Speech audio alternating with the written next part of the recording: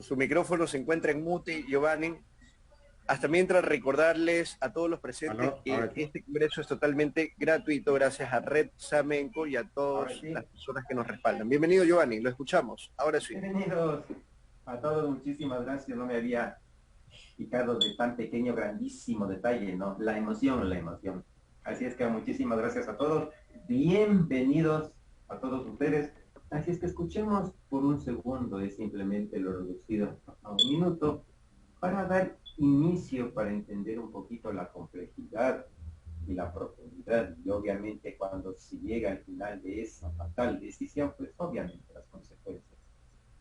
Estimada asistente, por favor, démele corriendo play.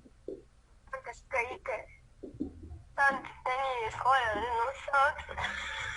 Siempre lo gritaba, mamá, ¿para qué tiene hijo? Y es así, mi aluquita, pollita Rita, pero no, sacrificios así, mamita, mala. Siempre todo, te negabas, gritabas, insultabas, no pegabas, no comías de mí, ni no hacía ni mierda, te decía algo, todo te molestaba, porque han tenido hijos, que no se ahorcan, se mueren, que yo salí corriendo de la casa, pero no viste así, mamá, sin que cuídate, mamá, un besito para todos. Lo que menciona este niño del por qué toma esta decisión, habla de maltrato, ¿no? De maltrato, rechazo, indiferencia y otras cosas que a simple vista no podemos verlas, ¿no? Cómo influyen los elementos de la sociedad como tal generalmente para generar estas conductas suicidas. La vida es muy peligrosa, pero no por las personas que hacen el mal, sino por las que se sientan a ver lo que pasa. Según el diccionario, la Real Academia de la Lengua Española, un estereotipo se define como creencias populares sobre grupos sociales específicos o sobre determinada clase de individuos.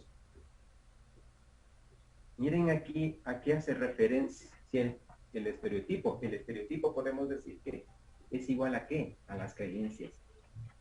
Desde el punto de vista de la psicología social, los estereotipos forman parte de nuestras actitudes.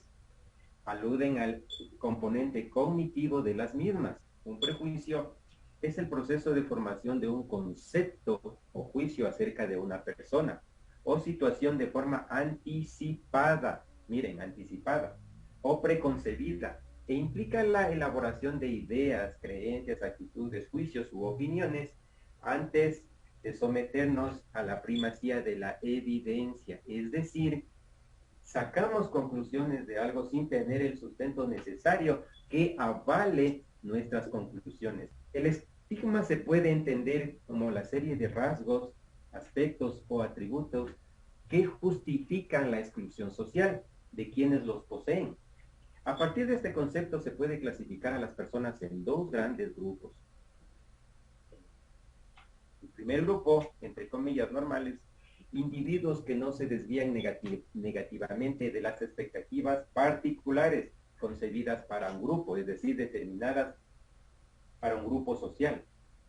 Y ve los estigmatizados, sujetos que padecen actitudes y conductas de evitación, discriminación o rechazo, que reducen sus posibilidades de convivir dentro del grupo.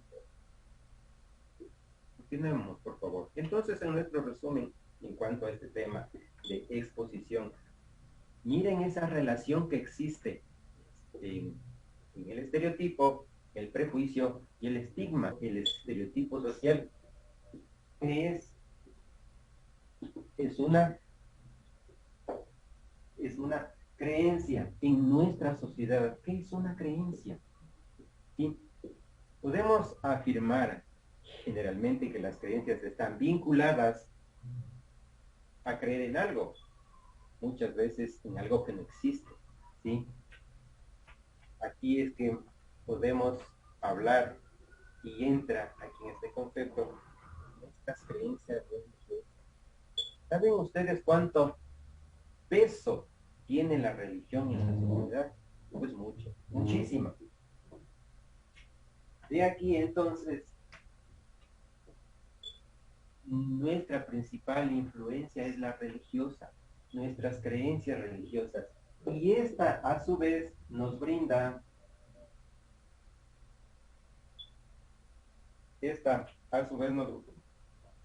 nos brinda estereotipos, costumbres, hábitos.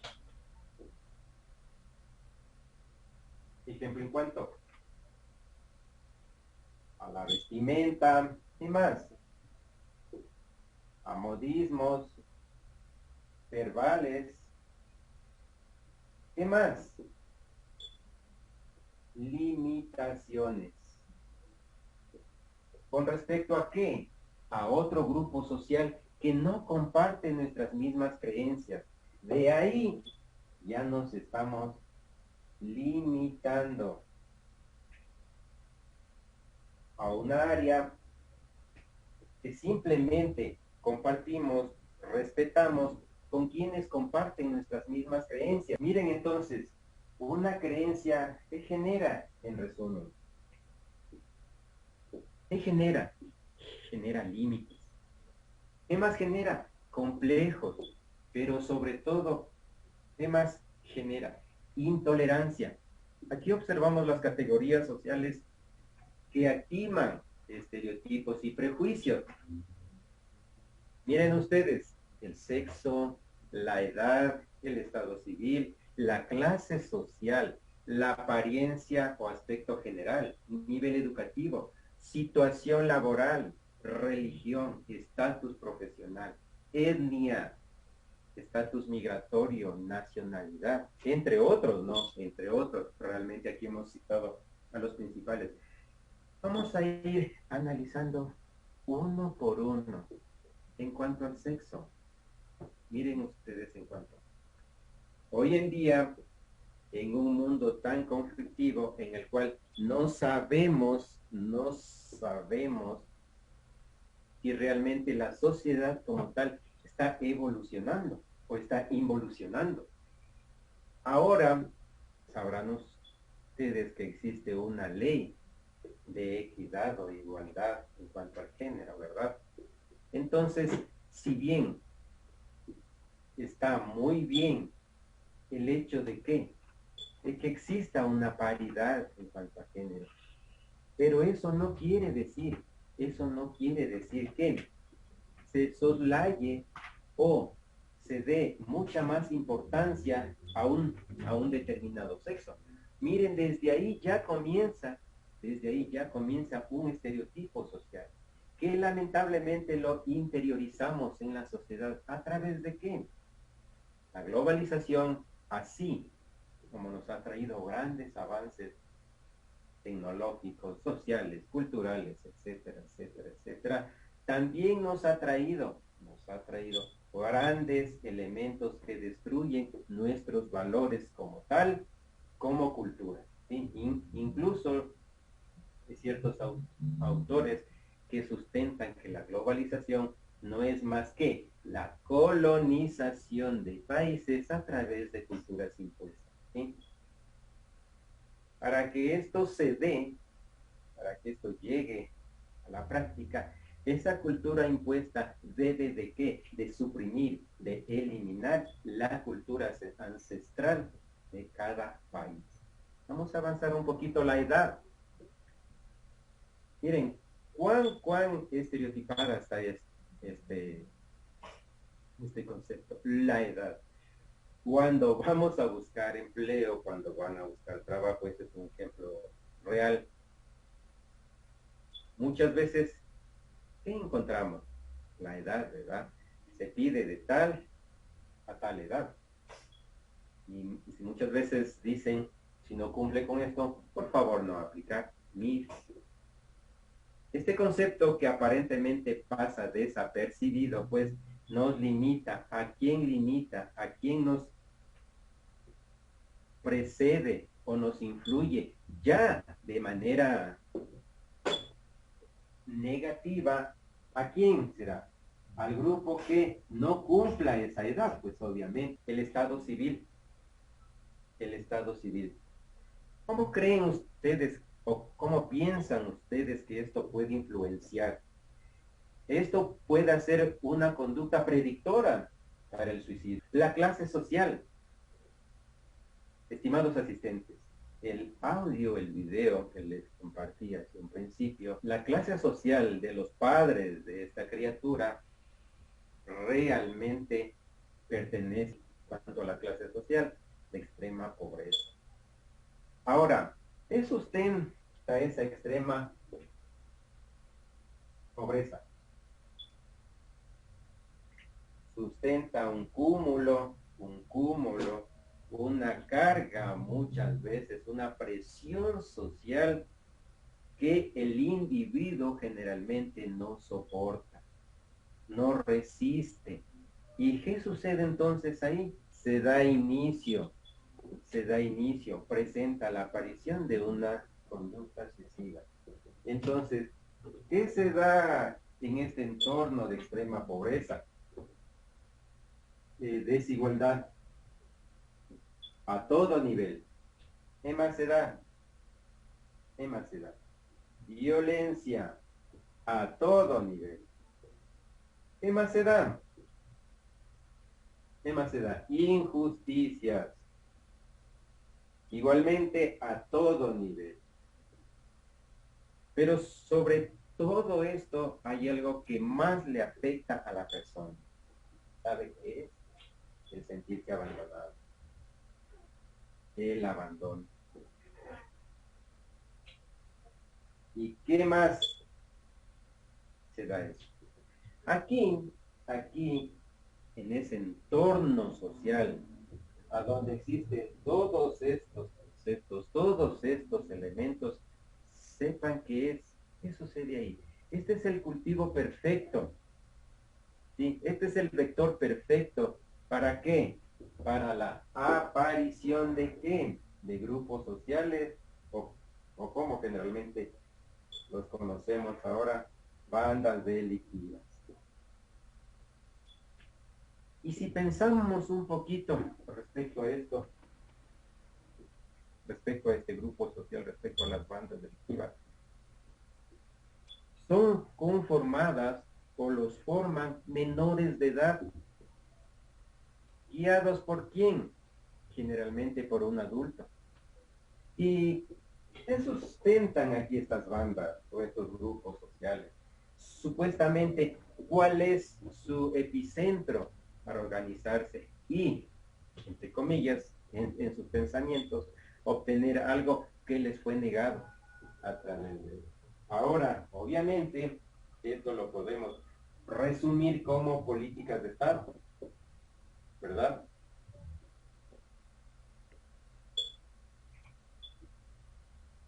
La apariencia y el aspecto general.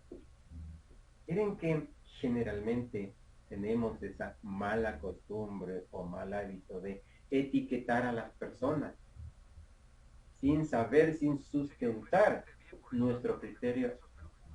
Como la simple vista las etiquetamos. Realmente aquí entra este criterio que escuchamos, ¿no? Es un vocablo muy popular. Como te ven, te tratan.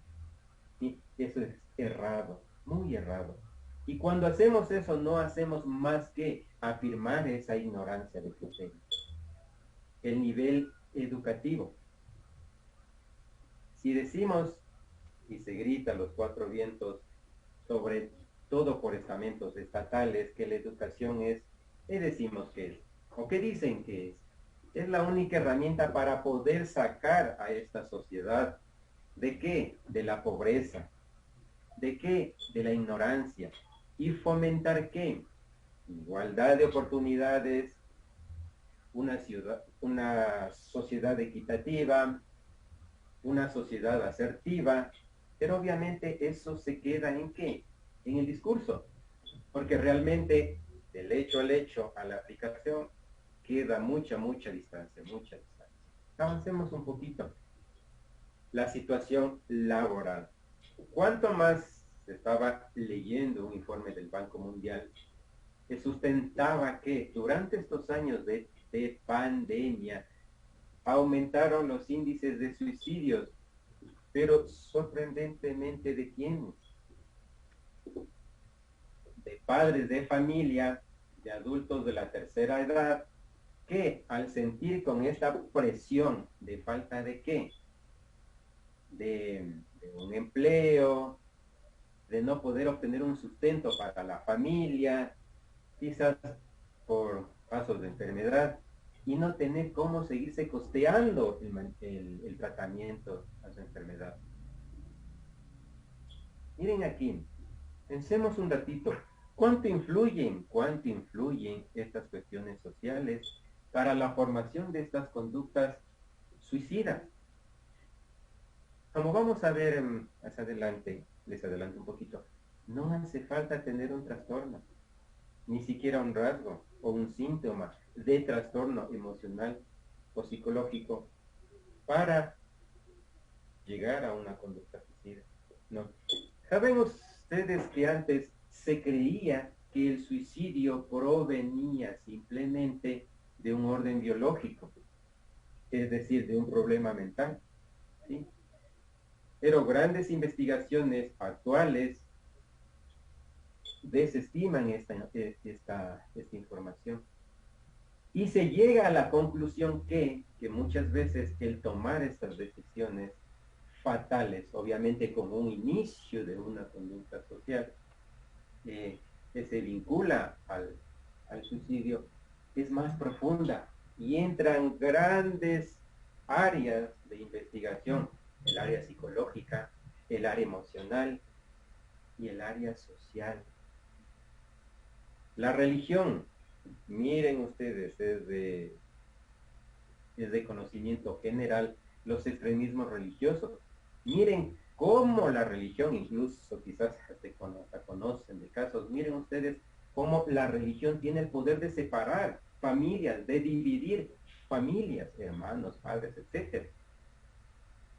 La religión desde sus inicios tuvo y tiene un fin común, que es el control, ¿sí? El control de las masas, el estatus profesional. ¿Sí? Fijémonos un segundo, vamos a imaginarnos por un segundo, ¿cómo hacemos cuando nos vamos a dirigir a una persona profesional y a una persona que no es profesional? Ese es un grave error nuestro. Para tener la calidad de persona no hace falta ser profesional, no hace falta llenar una pared de títulos, ¿no? La etnia en nuestro país, al ser un país multicultural, lleno de muchas etnias en nuestra idiosincrasia, esos modismos verbales de dirigirnos a nuestros compatriotas. En cuanto a la comunidad afro, en cuanto a la comunidad indígena, en cuanto a la comunidad montuvia, etc. ¿Sí? El estatus migratorio. Ahora con la pandemia y con respecto a todo este proceso migratorio sin control en nuestro país, no nos damos cuenta que estadísticamente somos el país que más migrantes ha puesto en el exterior. La nacionalidad. Alguna vez en una clase a mis estudiantes les ponía un ejemplo, ¿no?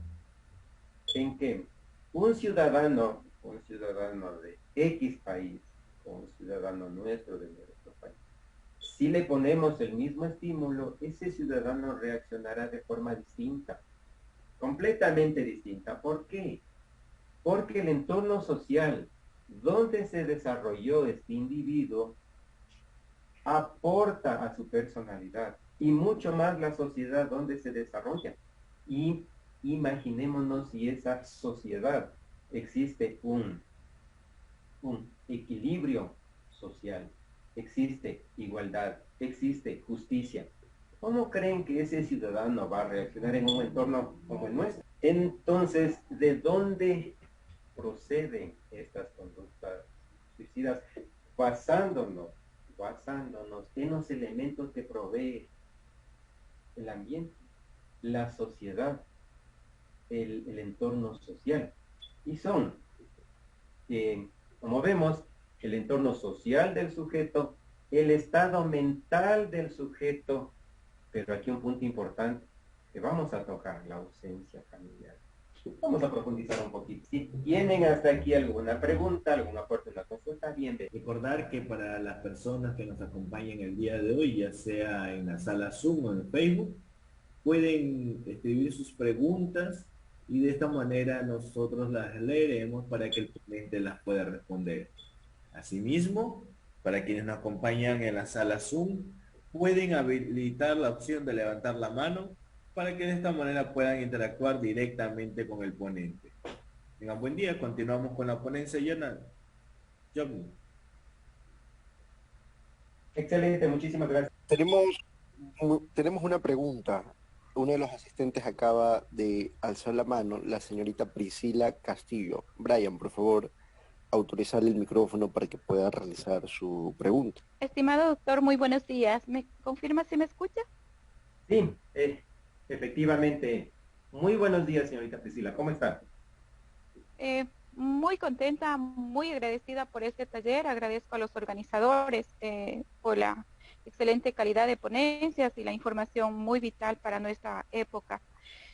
Solamente quería comentar en relación al tema que usted estaba hablando sobre las motivaciones que les lleva a los muchachos a formar parte de estas pandillas delincuenciales, y justamente ese, el hecho de que no exista esa afectividad o de pronto el sistema de reconocimiento en casa, hace que ellos busquen afuera y dentro de los grupos, y la identidad del grupo, ¿no? Hace que también ellos luego puedan practicar digamos, las reglas del grupo, y que no necesariamente este grupo tiene unas reglas positivas. Yo vivo en la provincia de Napo, en el cantón Archidona, y nosotros vemos con gran preocupación la conformación de estos grupos juveniles, que son muchachitos de 8, 10, 12 años que ya forman parte de estas pandillas, y obviamente están lideradas por adultos. Entonces, mi pregunta es en relación a eso: ¿cómo podemos actuar desde el enfoque de la prevención? ¿Cómo podríamos fortalecer de pronto ese núcleo familiar que puede estar desestructurado? Si bien es cierto, la situación económica juega un rol muy importante dentro de lo que es la estructura y de lo que es la parte afectiva, comunicacional, pero no sé cómo de una u otra manera se podría trabajar con este tema con los chicos, tanto prevención de delincuencia juvenil como prevención de suicidio. Si de pronto me podría ayudar, doctor, despejando esas dudas. Vean, hermano Priscila, muchísimas gracias por su pregunta, ¿no? Realmente es una pregunta profunda en cuanto a fondo y forma, y extensa, ¿no? Pero lo intentaré resumir en algo que, como vamos a ver un poquito adelante, es el sustento de todo este tipo de cambios y elementos sociales que de una u otra manera intentan suprimir, moldear o eliminar aquellos valores que son considerados y elevados a valor social, obviamente, por nuestra sociedad, ¿no? Y en cuanto a su pregunta en concreto a la formación de estos grupos sociales, miren cuál es el inicio. Vamos a hablar un poquito de eso. El inicio, ¿dónde se da? ¿Dónde inicia? En el núcleo familiar. En el núcleo familiar. ¿Por qué inicia en el núcleo familiar? Alguna vez yo comentaba que a quien se debe educar primero es a los padres. A los padres. Es más, se propuso en X evento la obligatoriedad de parte del sistema educativo para la formación de escuela continua para padres. A ver, ¿por qué es tan importante cuidar el núcleo familiar? Porque es aquí donde el nuevo ser va a interactuar. ¿Pero con quién?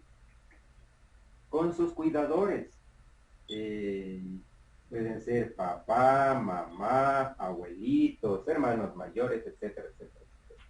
Y todos los elementos que rondan en este hogar, en este núcleo familiar, son aportes de quién, de estas integrantes, de estos cuidadores. ¿A quién va a afectar? A este nuevo ser. A ese nuevo ser. Cuando todos estos elementos son estables en cuanto a los estados psicológicos y a los estados emocionales, podemos decir entonces que existe un equilibrio mental en el nuevo sujeto, en esta nueva criatura.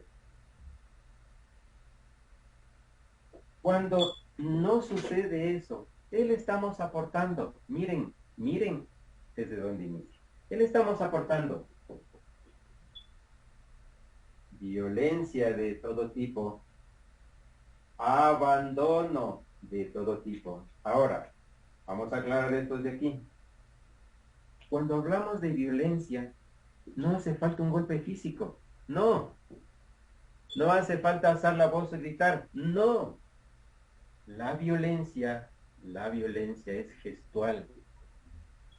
La violencia también es no verbal. La violencia se manifiesta a través de ¿qué?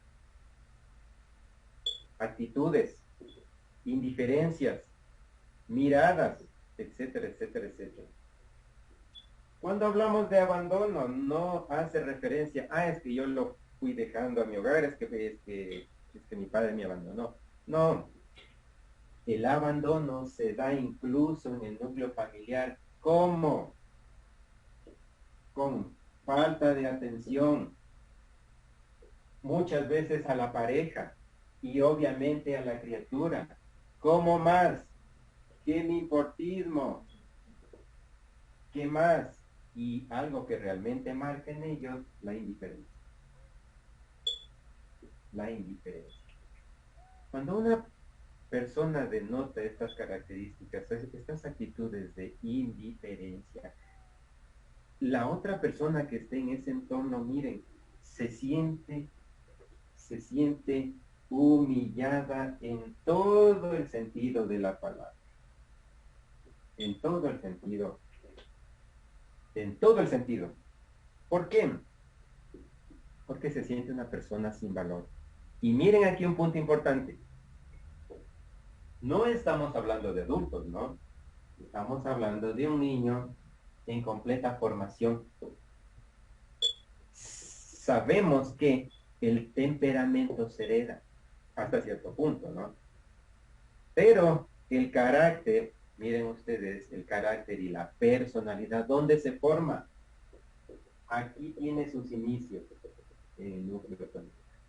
¿Dónde se reafirma, se elimina o se moldea?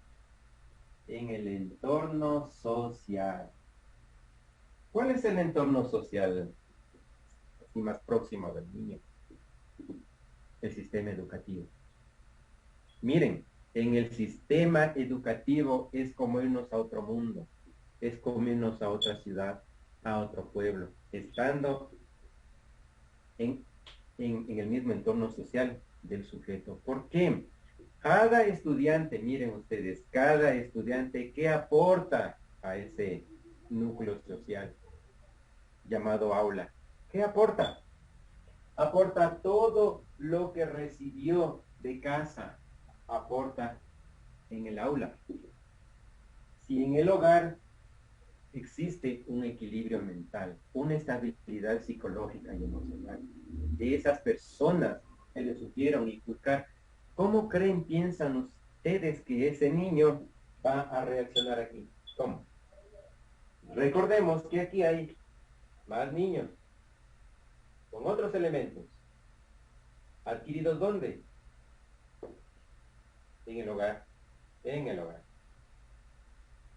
Cada niño trae, cada niño viene con sus problemas, aunque no crean, problemas, maltrato de todo tipo, vejaciones de todo tipo, Y muchas veces es en el entorno social donde tiene la capacidad de exteriorizar todo eso que asimila en su núcleo familiar. Miren ya, desde aquí, ya podemos ver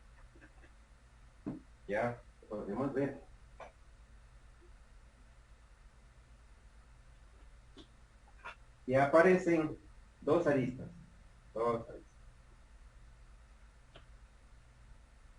Un niño estable y un niño inestable. Miren, aquí un punto importante, ¿no? Como recomendación. Debemos enseñarle al niño, miren aquí, ni siquiera muchas veces con palabras. No, recuerden que el niño tiene la capacidad de absorción cognitiva. Simplemente con el modelamiento de esos cuidadores, de sus padres, actitudes, hechos, cómo te desenvuelves con tu esposo, cómo eres con tu esposa, cómo es tu entorno de relación entre los dos, sin que se diga nada, los niños absorben, sin que se diga nada. ¿Y qué hace un niño? Miren, simplemente exterioriza lo que recibió, nada más. Entonces, aquí está donde debemos trabajar, es en el núcleo familiar. Yo alguna vez postulé a mis estudiantes un ejercicio y decíamos que la globalización, así como nos ha traído cosas buenas, también nos ha traído cosas negativas. Entonces, ¿qué debemos hacer? Blindar esto de aquí, este núcleo familiar. Pero miren, atrás de eso, ¿quién es el responsable de esto? Indudablemente, es el Estado. El Estado. ¿Cómo yo puedo garantizar estabilidad a mi hijo en cuanto a su desenvolvimiento como profesional? ¿Cómo?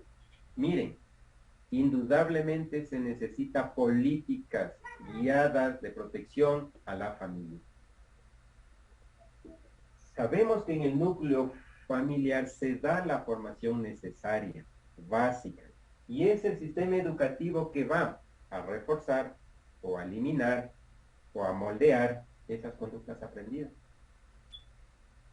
¿Cómo podemos de una u otra manera intentar detener este tipo de conducta? Debemos empezar por nuestro hogar. Pero antes de empezar por nuestro hogar, debemos empezar por nosotros mismos. Por nosotros mismos. Muchos jóvenes son enviados a centros de tratamiento, ¿sí? Pensando que ahí se va a reformar, ya va a cambiar, ya no va a beber, ya no se va a consumir sustancias estupefacientes, etcétera, etcétera, etcétera. Pero no nos damos cuenta que un factor primordial de desarrollo de esas conductas es el hogar. ¿De qué me sirve enviarlo a un centro cuando yo, que soy parte de ese núcleo inestable, disfuncional, no entro a tratamiento, no tengo una guía? No funciona. ¿Qué debemos hacer? Empezar por nosotros, tratarnos nosotros, y de ahí simplemente con el modelamiento y una buena guía profesional. Claro, que no es cosa sencilla, ¿no? Ahí ya estamos hablando de un reacondicionamiento conductual. Pero se puede, pero se puede. Aquí miren, el trabajo es conjunto, estimada Priscila. El trabajo es conjunto. Núcleo familiar, sistema educativo. Si ya hay ese tipo de conductas, si ya hay esas observaciones, debemos empezar por nosotros haciendo estrategias y generar esas estrategias, replicarlas ¿dónde? En el sistema educativo. Hablar con las autoridades, con el DS, maestros, incluso compañeros. Entonces, como nos damos cuenta, el trabajo es multidisciplinario, multidisciplinario. ¿Sí? Hoy en día que la desigualdad social, la injusticia social, la inequidad social, la falta de humanismo en la sociedad cada vez nos ahoga. No nos dejemos ahogar. Hagamos algo, y si está a nuestro alcance, pues ¿Cuánto más? Mi estimada Priscila, espero haber contestado o solventado sus preguntas. Muchas gracias. Entonces, estamos hablando aquí primero, el entorno social del sujeto. ¿Dónde se desarrolla el sujeto? Tipo de amistades. ¿Qué más? Aquí entra lo que vimos hace rato, todo el aparataje social que brinda la sociedad como tal. Un cúmulo de cosas, entre ellos nuevos valores sociales. ¿Qué más? La relación entre el sujeto y su entorno social. Y aquí hay un punto importante, mire, carencia de servicios puramente sociales. Y un punto importante, el estado mental del sujeto. El estado mental del sujeto. Y miren aquí cómo influye. Les pregunto yo a los asistentes, ¿cómo puede un estudiante, sea de escuelita, de la secundaria o universidad, rendir académicamente, producir académicamente, cuando su entorno, cuando su estado mental no es el adecuado? Si alguien me puede ayudar con esa pregunta, compartir algo de su percepción respecto a esta pregunta. ¿Cómo puede rendir un estudiante si su entorno mental, si su estabilidad mental no es la adecuada? Bien, vamos a habilitar el uso de la palabra María de los Ángeles. Muchas gracias. María de los Ángeles.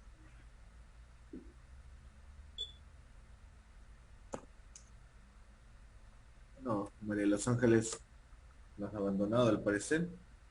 Sandra Santiago, te escuchamos, bienvenida. Gracias, buenos días a todos y a usted, doctor Joanes. Bueno, respecto a su pregunta, pues ahí es muy difícil que este niño o adolescente rinda académicamente, y no solo académicamente.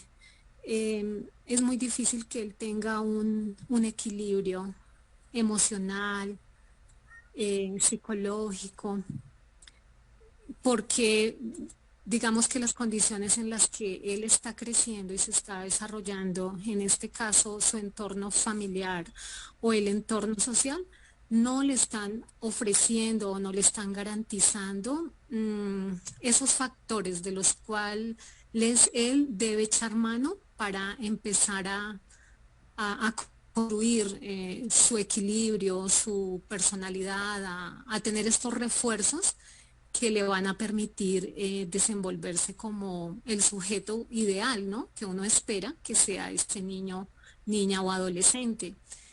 Entonces le va a ser muy complicado, ya que no tiene a su alrededor este apoyo. Va a ser muy difícil. Lo puede hacer, pero necesitamos fortalecerlo desde muchos aspectos. Y si él no tiene, digamos que esas ayudas a su alrededor, pues lamentablemente no le va a ser fácil. Bien, ahora sí vamos a habilitarle el uso de la palabra a María de los Ángeles. Ya, muy buenos días con todos los presentes.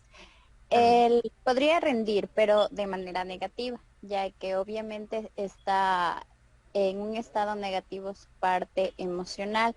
Obviamente también se vería afectado su parte física, ya que algunos estudiantes tienden pues obviamente a autolesionarse y por los pensamientos negativos que tienen no va a poder tener una concentración positiva, es decir, no va a existir un aprendizaje significativo en ninguna de las áreas que se esté trabajando.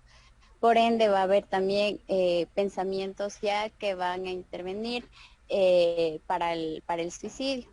Esa es mi apreciación. Excelente, muy gentil María de los Ángeles. Bien, también tenemos una pedida de mano de María del Cisne.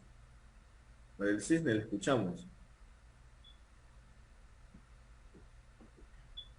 Muchas gracias, buenos días. Es lamentable. Hay aumento de suicidios en niños y jóvenes por esa situación. No se sienten escuchados dentro del núcleo familiar y obviamente no rinden académicamente, lo que incidiría en su fracaso a futuro, a nivel laboral, a nivel emocional, a nivel profesional. Por lo tanto, tan importante que es tener una familia, tal vez no perfecta, pero que intente mejorar cada día. Gracias. Excelente, excelente María del Cielo. Muchas gracias. Y tendremos la última participación de María Verónica. María Verónica, la escuchamos. Buenos días. Sí, lo que yo quería comentar, añadiendo todo lo que dijeron las compañeras, es sabido que todas aquellas personas, bueno, que no se encuentran en un estado óptimo emocionalmente, sus funciones cognitivas se deterioran. Entonces, obviamente, en el ámbito educativo van a rendir menos, y no porque no tengan la capacidad, sino porque no pueden rendir efectivamente al 100%. Y ya que lamentablemente, o sea, es precaria la situación de los DESES en los colegios o el apoyo en universidades u otros entornos en el área psicológica. Entonces es como un círculo, porque obviamente el rendir menos académicamente les sigue acabando más y es algo que sí va de bajada en todo. Excelente.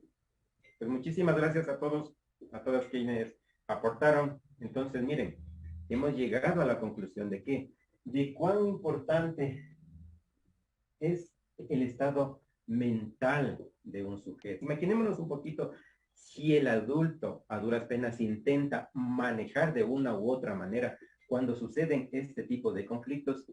Imaginémonos un niño que apenas está en principio de desarrollar, de generar elementos para la formación de su personalidad. Es más duro para ellos, mucho más duro. Entonces, miren, llegamos a la conclusión de que cuando hay una inestabilidad psicológica, habrá una inestabilidad emocional y obviamente habrá una inestabilidad social. Obviamente, si es lo inverso, vamos a tener en el mismo ejemplo un niño rendidor académicamente, un niño con la capacidad desde temprana edad de generar su propio criterio. ¿A través de qué? De absorber el conocimiento, procesarlo y exteriorizarlo a través de un criterio puramente individual. Ahora, de todo esto que es bastante pesado, pues y negativo lo que hemos visto, algo influye ahí, algo influye y es la ausencia familiar. Miren, estadísticamente de todos los casos de suicidios, hablando aquí en el país, sustentan que el mayor porcentaje se ha dado por abandono familiar. Como decíamos hace rato, el abandono familiar no hace es que cogí me voy. No. El abandono familiar más doloroso, el que causa más sufrimiento, se da en la misma convivencia del núcleo familiar. Cuando hay esa ausencia familiar, todos estos síntomas ya se convierten en un trastorno. Ya es un trastorno. Puede ser depresivo, ansioso, etcétera. Cuando ya hay esto y no hay esa ayuda primeramente de la familia. ¿Por qué de la familia? Es que es en la familia donde el sujeto afectado se desarrolla, se desenvuelve antes de tener contacto con su entorno social. Y son ahí quienes están dentro de ese nicho familiar, quienes debemos aportar para ayudar a esta persona a sobresalir. Pero ¿cómo ayudar si nosotros como entes familiares no hemos tenido y no tenemos esa ayuda, esa formación? Ahí es lo que debemos de recurrir ¿a quién? A los profesionales. Si es un niño o un adolescente o un universitario, debemos recurrir a esas instancias del sistema educativo, a consultar, a preguntar, ¿cómo va el chico? ¿Cómo se desenvuelve el chico? Si ha tenido alguna conducta sospechosa, un rasgo sospechoso. ¿Saben que muchas veces no hace falta estar 100% o todo el día con conductas ansiosas o depresivas para decir que hay conductas suicidas? No. Muchas veces los sujetos inmersos en estas conductas, por no hacer notar, por no hacer, entre comillas, sufrir ese desenlace a sus familiares, ¿qué hacen? ¿Qué hacen? Levantan sus máscaras de personalidad, intentando ser sonriente, complaciente a cualquier elemento que se produzca ahí en su entorno familiar y obviamente en el entorno social. Y de ahí es que debemos tener mucho cuidado. Entonces, miren, resumiendo, ¿dónde empiezan a crearse esas conductas suicidas dependientes de esas variables de el entorno social? Aquí primero, del entorno social, el estado mental del sujeto, y cuando no hay ausencia, y cuando hay ausencia de ayuda de este familiar. El estereotipo puede ser en el ámbito, como decimos, familiar. ¿A través de qué? Heredados, adquiridos.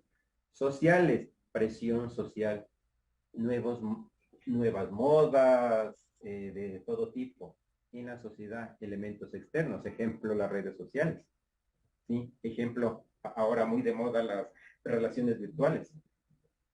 Las emociones, cuando hay autocontrol emocional, científicamente está comprobado que una persona que sepa manejar, controlar sus emociones, tiene la capacidad de lidiar con las emociones de su entorno. Ahí es donde debemos trabajar.